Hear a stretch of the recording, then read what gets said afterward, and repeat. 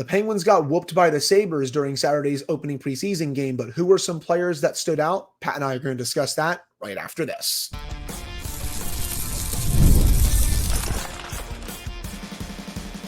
You're Locked On Penguins, your daily podcast on the Pittsburgh Penguins, part of the Locked On Podcast Network, your team every day.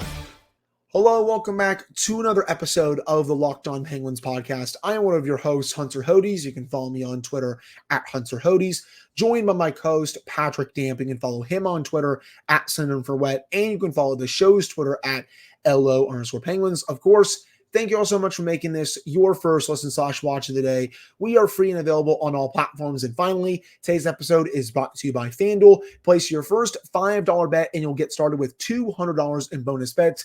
Guaranteed. Visit FanDuel.com to get started. Yes, everyone, I am officially back from my trip to Aruba. It was nice getting to see my family, celebrate my uncle's 50th birthday, and just getting away for one last time during the summer before coming back and being full steam ahead for the upcoming 24-25 season. The next time I take a full-on vacation won't be until next summer at this rate. But I am fully locked in for this season. Pat is fully locked in as well. I'm just glad to be back home after a week away. And speaking of that, I, along with Pat, we were able to watch the Penguins' opening preseason loss against the Buffalo Sabres. The Penguins got off to a good start, but then got blitzed by the Sabres in the last 40 minutes, and then they lost 7-3. I will say this, though, about preseason hockey in general. I care way more about individual player performances than the actual results. And this, I think you can take to other sports as well. NFL, NBA, MLB with spring training, etc. The individual player performances are always so much more important than results. If you want to be a little annoyed at the result, you go right ahead. I never really get too annoyed at preseason results just because the games don't mean anything. The games actually have meaning once October rolls around. So just wanted to put that out there. And speaking of that, the player that I really want to focus on to start today's show is Jesse Puljujarvi. He gets the hat trick, 3 really nice goals for the Penguins during that game. He gets things started with a power play goal, a really nice deflection to make it 1-0. And I like that power play a lot. Isn't it funny, Pat, where you have a power play, there's a lot of movement, a net front presence, and there's no one playing patty cake at the point with the puck. It's almost like I've been waiting to see that for a while. Yes, I know it's preseason, but I still wanted to point it out. But that was still a really nice goal from Puljujarvi with the deflection. The second goal, kind of a little bit of a mini breakaway, goes forehand, backhand, really nice goal. And then the third one, I think that was his best of the night. Just what a release from Puljujarvi. And as someone who, I think we both have been kind of on the fence about him potentially making this team just because of the logjam at forward. He's giving the coaching staff quite a bit to think about right now because, again, games always have more weight than practice. And I think he definitely sent a message to the coaching staff saying, hey, I'm still here and I'm making a run to make this team and be in the top 12 on opening night against the New York Rangers. He definitely helped his case in this one. For me, he was one of the 2 best players on the ice for the Penguins overall. What do you make from Puljujarvi's game? Obviously, you always are happy with a hat trick because 3 goals are 3 goals, no matter which way you cut it. And like you were saying, all 3 goals were different. The first goal, is a power play goal, a tip in at the side of the net. You love to see that. You love to see that net front presence with the man advantage. The second goal, the partial breakaway. He said as much after the game that last year in his recovery from that double hip surgery, he didn't really have that kind of speed and power because he was still recovering from a very difficult surgery. So being able to get to that speed and make that move shows that he is progressing a lot more now that he's kind of out of that recovery mode. And then, like you said, the third goal, incredible release on that shot, an absolute laser by him. But away from the 3 goals, I noticed him all night. He was one of the best players on the ice. He was very physical. He was not afraid to get to throw hits. He was not afraid to be involved in puck retrievals in the offensive zone. He was active in the defensive zone. I liked his game in all 3 zones on Saturday night. And obviously this is anecdotal, but and I haven't done the research on it, but I can't think of a player that has had stock rise this quickly in a training camp, because I said it while you were on vacation. I agree with our friend Kelsey Sermatz, who wrote this as well, that I really thought he was in a bad spot. I thought, oh, this guy's not going to make the team. This guy is going to start the season in the AHL. And then within a matter of 24 hours, he goes from that to maybe pencil his name in for opening night. Obviously, this can all change because we've got a few weeks of training camp to go. But Saturday night, man, his stock shot way up, and I loved his game top to bottom. Right. I don't think I want to pencil him in as a lock just yet, but he's certainly getting to that territory, especially if he's able to build on that performance and have some other really good preseason games. I imagine he's going to be in the lineup for at least one of the preseason games this week, if not both of them. We'll touch on that a little bit in the second segment. But if he keeps building on that performance and has some more good ones during these preseason games, I think he'll definitely have a great shot at making this team out of camp. And then, that allows for some tough roster decisions with some of the other players fighting for spots. Someone may have to go to the AHL, but you maybe didn't expect. Maybe someone gets traded that you didn't expect to be dealt. So this is only a good thing for the Penguins. And just in that game, he looked more healthy. Obviously last year was really tough for him coming off that double hip surgery. He really didn't have that full offseason to train. You fast forward this year, he gets that full offseason. And you can tell already, at least through one preseason game, that it's made a difference. And he was a forechecking menace all night. I mean, he's always been a pretty solid forechecker for his career. I liked his forechecking last year, but he took that up 100 degrees, it felt like, in this preseason game. He was always forechecking his tail off when he was out there on the ice. Really fun performance from him. My other standout, Pat, Penguins prospect Harrison Brunicke. He was a menace on the ice as well. And just watching him with the puck on his stick, it's honestly like poetry in motion, to be honest. He's also so smooth as a skater. The way that he was able to quarterback the power play in the first period, it felt like he had been doing it for so long. And again, people, I'm not trying to overreact. He's not going to make the team out of camp. He's going to go back to his junior team. But this is still a player that I think within 2 to 3 years could be a really solid defenseman at the NHL level. You're seeing the already really good talent that he has this young. That was a really nice performance from the Penguins prospect. It was, and I agree with you. He's going to probably head back to juniors at some point during this training camp, but it was a very solid performance for him. And the reason we say that is you didn't really touch on this because I'm with you on the don't worry about the outcome of games during the preseason. You want to focus on some individuals or groups of players and how they play. This was a mostly minor league team lineup for the Penguins on Saturday night. While as on the other side, that's very close to what Buffalo is going to look like on opening night with some exceptions here and there. So you kind of expected this outcome on Saturday night when you saw the lineups, that this was basically a handful of NHLers and mostly minor league and junior players for the Penguins against what's essentially an NHL team in Buffalo. But you see the way he played against mostly NHL competition, and that's very encouraging. So I like what I saw from him. Overall, though, both individually and as a group, I was not very happy with the Penguins' defense on Saturday night. I thought their defensive play was extremely sloppy in the defensive zone.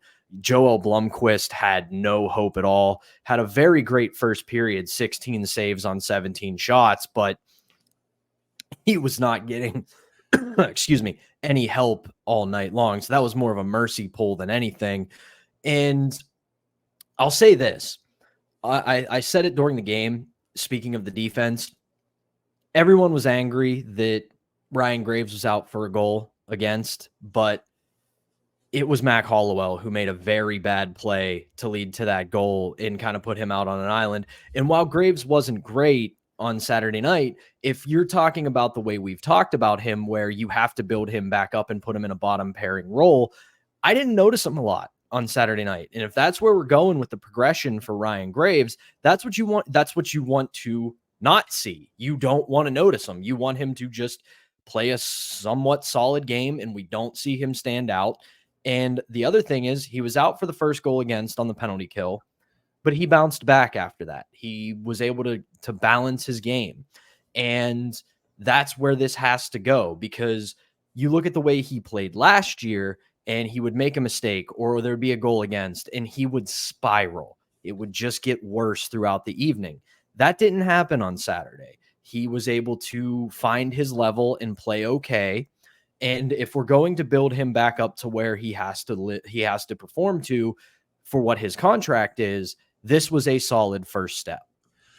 Basically, what Pat is saying is that these are baby steps for Ryan Graves at this point. And I wasn't surprised that he was in the lineup here, considering how bad he was last year.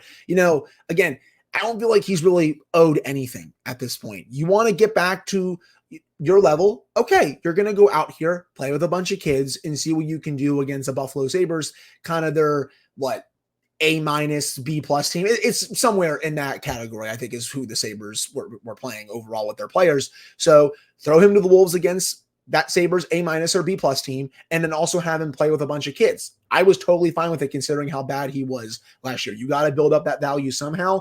Again, you're right. He was on the ice for the goal against. Really wasn't his fault. He was okay during the game. That's really all I can say about Graves at this point. Other than that, I thought Tristan Brose, I thought he played a really solid game for the Penguins. I thought Ponomarev continued to look really strong. He was great in prospect camp, had a really good preseason debut here. He's also, continuing to potentially make a push for the opening night roster as well. But other than that, I really don't have too much else to say individual player performance-wise from this game. Do you have anything else before we head to break? You touched on it briefly. I'll say this real quick. Again, it's preseason. Again, this was mostly a minor league and junior style roster for the Penguins. But the first goal from Jesse Puljujarvi on the power play, if this is the kind of system we're going to see this team run, especially when the big guns start getting some playing time, I think we're going to see a big improvement, because we saw what we didn't see a lot of through 82 games last season, which was they moved the puck, they moved bodies, they got somebody in front, and they managed to take advantage of mismatches, 2-on-1s, 3-on-2s, where they had the full advantage and it leads to a goal. So if they're able to put this in place with the big names, I think this power play is going to have a big bounce back year. Well, let's hope so, man, because this unit needs to be, again, at least average this year with the amount of talent that's coming back overall for this team. But that'll do it for this first segment. Coming up in the second segment, we're going to look at the week ahead for the Penguins with their preseason schedule, and also look at some lines during training camp practice on Monday and how the Penguins are starting to fill in some pieces in their forward lineup and their defensive pairings as well. But before we get to that, we have to tell you all about our first sponsor, and that is Indeed. We're driven by the search for better, but when it comes to hiring, the best way to search for a candidate is not to search at all. Don't search, match with Indeed. If you need to hire, you need Indeed. Indeed is your matching and hiring platform with over 350 million global monthly visitors, according to Indeed data, and a matching engine that helps you find quality candidates fast. Ditch the busy work. Use Indeed for scheduling, screening, and messaging so you can connect with candidates faster. And Indeed doesn't just help you hire faster. 93% of employers agree Indeed delivers the highest quality matches compared to other job sites, according to a recent Indeed survey. Join more than 3.5 million businesses worldwide that use Indeed to hire great talent fast. And listeners of the show will get a $75 sponsored job credit to get your jobs more visibility at Indeed.com/lockedon. Just go to Indeed.com/lockedon right now and support our show by saying you heard about Indeed on this podcast.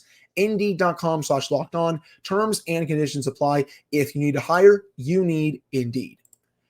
And we're not done. We still have to tell you about our next sponsor, which is PrizePicks. PrizePicks is America's #1 daily fantasy sports app with over 5 million active members. PrizePicks is the easiest and most exciting way to play daily fantasy sports. All you do is pick more or less on 2 to 6 player stat projections and watch the winnings roll in. For example, one Caleb Williams passing yard gets you 1 win on PrizePicks every week in September. That's right, only 1 yard gets you an automatic win every football weekend in September. 4 weeks of free W's. Don't miss this deal on PrizePicks because it's gone right when September ends. Also, you can now win up to 100 times your money on PrizePicks with as little as 4 corrected picks. So, for example, with PrizePicks, if you want to bet for the Steelers, plus 50 yards for Najee Harris on the ground, or plus 50 yards receiving for George Pickens, or over 200 passing yards for Justin Fields, you can do all of that on PrizePicks. Download the PrizePicks app today and use code LOCKEDONNHL and get $50 instantly when you play $5. That's code LOCKEDONNHL on PrizePicks to get $50 instantly when you play $5. You don't even need to win to receive the $50 bonus either. It's guaranteed. That's PrizePicks. Run your game. All right, we're back here on this episode of the Locked On Penguins podcast. I'm one of your hosts, Hunter Hodes, joined by my co-host, Patrick Damp. So, Pat, training camp continues this week with a bunch of practices and, of course, a couple of preseason games as well. The Penguins will be back in action on Tuesday against the Buffalo Sabres. I almost said the Red Wings by accident. That is the Saturday game. Almost had a brain fart on this Monday morning. Well, when you play like the same four teams every preseason, it's easy to get them a little mixed up because it seems like every preseason it's the Sabres, the Senators, the Blue Jackets, the Red Wings, and maybe one other. I had it written in my notes, but I was like, wait, did I just almost mess that up for a second? But no, the Penguins will play the Sabres this time at PPG Paints Arena on Tuesday in a rematch from Saturday's game. They'll then play the Red Wings in Detroit on Saturday before playing the game against the Senators on Sunday. If I had to imagine, I'm guessing you're going to see a lot of young players in the game on Tuesday and on Saturday before I think you see the first dress rehearsal of the season on Sunday. Those final 2 to 3 preseason games, you'll be seeing more of the regulars in that lineup. The Penguins usually only do 1 to 2 dress rehearsal games, if that, during the preseason anyway. You'll see some teams do the dress rehearsal a bit earlier, like Buffalo just did against the Penguins, but the Penguins really don't do it that often. They always want to kind of, again, protect Sidney Crosby, protect Evgeny Malkin, protect Chris Letang. You see the same thing with the Steelers in football. Heck, TJ Watt didn't even play during the preseason this year. So you always want to protect your big guns as much as possible. So I think you'll see a lineup mostly of kids these next two. And then the game against Ottawa, which is obviously, that big one, Pat, I think you'll see the big guns playing that one and then a bit later on as well. And then they'll also be continuing to practice this week as well. Right now, there are some practice lines. Anthony Beauvillier with Sidney Crosby and Brian Rust. No surprise there since Beauvillier is on team one with Crosby. And then you have Michael Bunting with Evgeny Malkin, Rickard Rakell. Also, no surprise there because that's probably going to be the second line during the season. And then defensive pairings, that's kind of a hint of, I think, what we're going to see during the regular season, even though we're still very much during camp. They have Matt Grzelcyk with Chris Letang. Again, I think that's going to be the top pairing. You have Marcus Pettersson, Sebastian Aho. Aho kind of being the placeholder for Erik Karlsson once he returns from this little injury. And then you have Jack St. Ivany with Ryan Graves, maybe a hint of what could be the bottom pairing when the regular season starts. And then you also have the power play. They're starting to actually do some power play work today, Pat. And it's the big guns out there right now: Evgeny Malkin, Chris Letang, Brian Rust, and Rickard Rakell. And then, of course, Sidney Crosby. And then the second unit, Lars Eller, Michael Bunting, Anthony Beauvillier, Kevin Hayes, and Matt Grzelcyk. And then there's also a third unit out there with Puustinen, Puljujarvi, Benstrom, Huntington, and Krall. So really no surprise with at least the first two power play units. Once Karlsson comes back, I assume he's going to take the place of someone on that top power play unit, whether it's Letang, whether it's Rakell. But overall, what do you make of the lines to start practice on Monday? And what do you make of the preseason schedule this week? Well, I'll say this much. This is something I said while you were on vacation looking at training camp this year, is I want to see some creativity from Mike Sullivan, and we're kind of seeing that. He's putting different players in different positions to see what works, because this is a very unique training camp where you have some competition. This isn't a young team with only a couple of guys who are regulars and you're trying to figure everything out, but you have pretty much your main contributors locked in and you know where they're going to go. So for that bottom six, do a bunch of shuffling. For the bottom pair, do a bunch of shuffling. And obviously let these younger goalies get some extended looks because Jari and Nedeljkovic are going to be there. So this is encouraging to me because maybe you find a line for the third or fourth line that all of a sudden, maybe it's one of the younger guys and one of these veterans that seem to work well together. And it achieves that goal that they have of wanting to get some younger players into the lineup. So I'm a big fan of this. And I agree with you as well. I think over the next two games, we're not going to see anything close to what could be an opening night roster. Because again, you want to see what some of these new guys, some of these younger players have, especially because Buffalo, I didn't realize this until I looked into the schedule, but their preseason's a little bit accelerated because they're going over to Europe to start the season as part of that international series. So their training camp in preseason is a little bit condensed because they're going to start the year early. So they have to figure out who is going to be on their roster. They don't have time to toy around, so to speak, like the Penguins do. So you're going to see a lot of regulars against Buffalo because they're going to have to start their season early. So that's why we saw that Saturday. That's why we're probably going to see that again tomorrow. So this is to my point. I like what we're seeing so far. I want to see this creativity. I want to see this line juggling in guys going on to different teams and going on to different lines and being put in different situations, because you really need to figure out who is going to go where outside of the regulars. And we know what we're going to get from Sidney Crosby, Evgeny Malkin, Brian Rust, Erik Karlsson, Chris Letang, so on and so forth. They don't need a 3 to 4 week runway to get up to speed. These guys are elite players. We know what they're going to bring. We know how they play. Let some of these guys who are your unknowns, give them extended looks, give them elevated roles and see how they do. So far, I'm happy with what I'm seeing out of training camp. Yeah, no, I agree. And I do think at least when it comes to the power play, I think you're going to see Bunting in some capacity up on the top unit during the season, considering how good of a net front presence he is on this team. I know he's on the second unit right now, but again, still very early in camp. I assume he's going to get some reps with the top unit. A couple other lines that at least piqued my interest: Kevin Hayes with Lars Eller and Cody Glass. Eller actually centering those two, not Hayes, which I found a bit interesting because, Hayes, he was brought in as a center, but, he does have a history of at least playing wing a little bit, but still, at least piqued my interest a little bit there. And then also Valtteri Pustin with Avery Hayes on a line. I don't like that Pustin is a bit lower down there. I feel like overall, again, right now, when I look at this lineup, I think he is one of their 12 best forwards, in my opinion. He should be getting those types of reps, at least. Yeah, he wasn't horrible on Saturday night, but I would like to see more from him. So I think at this point, very similar to Puljujarvi, he has to, regardless of where you put him in the lineup, he has to assert himself. And I didn't really see that on Saturday night. So while I may not like where he is right now, he eventually has to put it upon himself to prove that he belongs in the top 12 on opening night. I agree. And I think you'll see him do that throughout the preseason here, because he's going to play in, I feel like, quite a few more preseason games, at least in my opinion, compared to some of the other big guns who aren't going to be playing in those games. So he'll definitely have an opportunity, in my opinion. Then also you have McGroarty with Ponomarev and Puljujarvi on a line, and then O'Connor with Lizotte and Achari.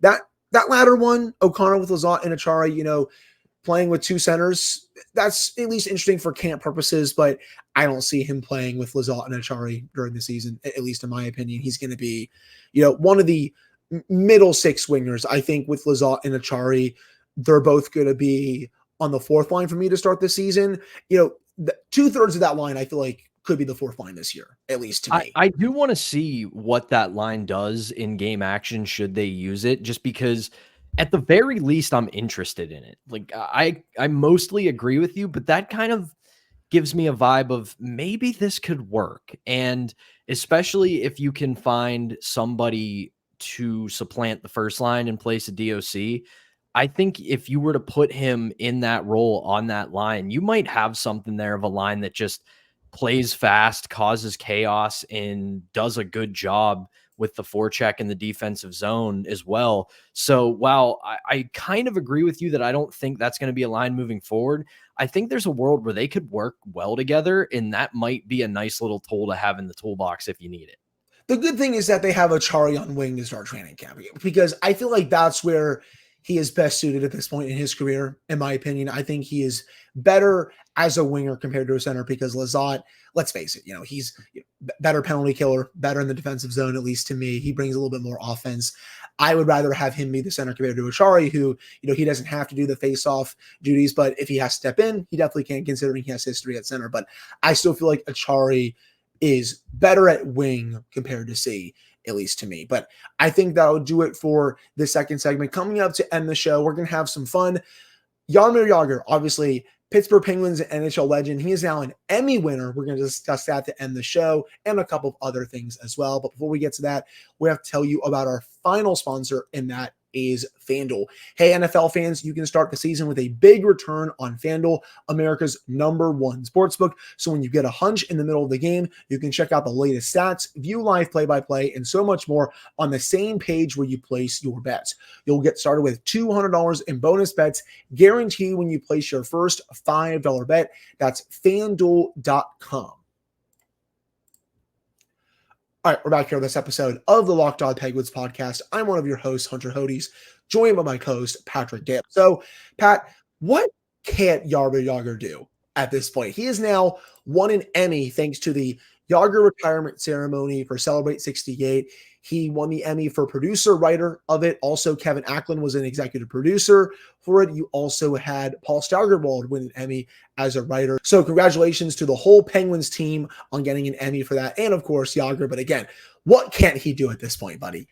I mean, at this point, do we have to put Jaromir Jagr on EGOT watch? Is he going to get the Emmy, Grammy, Oscar, and Tony Award? I don't think it's out of the question, but honestly, though, also related to the Emmys, before I get into the Jagr part of it, congratulations to a bunch of my coworkers as well at KDKA TV. They also brought home quite a few Emmys on Saturday night. So love to see that for some of my favorite people in the world.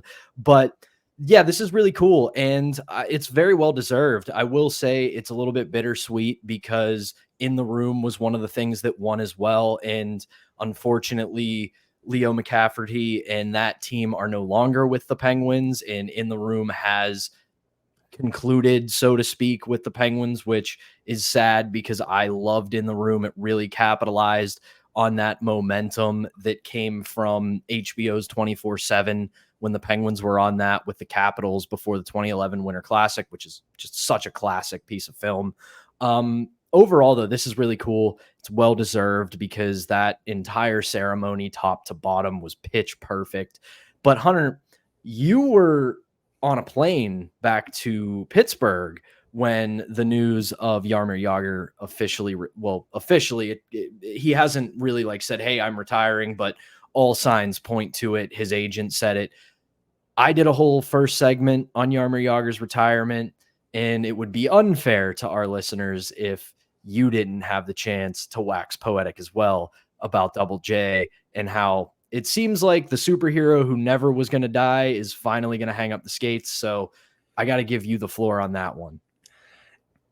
It stinks, but it's also, I know, a long time coming considering how long he's been playing for. And I'm going to echo something that I know you said during the episode. They need to make a special rule for him that he can go into the Hockey Hall of Fame right away. I don't care about the rules right now. This is Jaromir freaking Jagr, a top 10 player to ever play this game.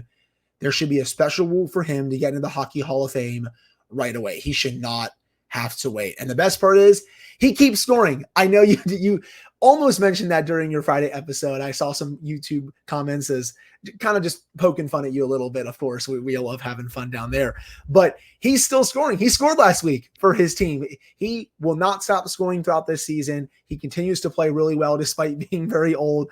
And even though this is going to be his last season, I'm excited to see what's next for him because I do think a job with the Penguins front office could be coming for him. Maybe he does some scouting work for the Penguins. Maybe he gets some sort of other front office role where he helps with maybe potentially building the team with Kyle Dubas and Jason Spezza and the rest of this front office. But I do see the Penguins offering him something as a role in the organization once he's officially done playing. Yeah, I mean, that's kind of what I've said it on the show multiple times now. I think if nothing else, if you don't want to give him a traditional hockey operations job where he's a scout, player development, some sort of roster building and roster construction job, he would be a great ambassador for the team. And we know that even in 2024, how vast the planet is, you're not going to be able to scout every corner of the planet. You're not going to be able to get to every country and see every league and every minor team and junior team. And if you have him as someone who's your European ambassador, where he's going to these junior leagues, these semi-pro leagues in Europe, and you see Jaromir Jagr show up and say, hey, we like a lot of what you're doing in this league. And you know what's a great organization to play for? The Pittsburgh Penguins. I spent 11 years there. They retired my number, and it's a great city with a great organization. You know, you're on our radar, kid. That could be a huge thing for the organization, because we have seen it throughout the history of the National Hockey League. Teams that are really good at scouting and putting themselves in Europe find players in the second, third, fourth, and fifth rounds that nobody else sees. And then all of a sudden, these players have 10, 12, 15-year careers and become some of the best players in the organization. So I think just having the aura of Jaromir Jagr as an ambassador for your franchise only increases the value. Yeah, and I do think there's a chance that he could be coming to some games this season. Just, it was so awesome seeing him at plenty of games last season, even after the jersey retirement. He was still just coming to games and extending his stay in Pittsburgh because of how much fun he was having. I could see something similar to that this year, where he's not coming in for the jersey retirement because that already happened, but I could see him coming in for maybe, a few days to a week where the Penguins are having, a small homestand, maybe, him getting that royal treatment that he got like he did last year, and just getting to attend some games. And maybe the Penguins will win one of those for him, considering that they just kept losing when he was in the building last season as well. But I think that will do it for today's episode of the Locked On Penguins podcast. Thank you all so much for taking the time to listen to / watch this episode. Pat and I will be back with another episode for you all on Tuesday to preview the Penguins' second preseason game. And then on Wednesday, we'll recap that game for you, go over our favorite individual player performances versus the players that really didn't stand out overall. But again, for Patrick Amp, I'm Hunter Hodes. Thank you so much for tuning in. We really appreciate it. We'll be back on Tuesday.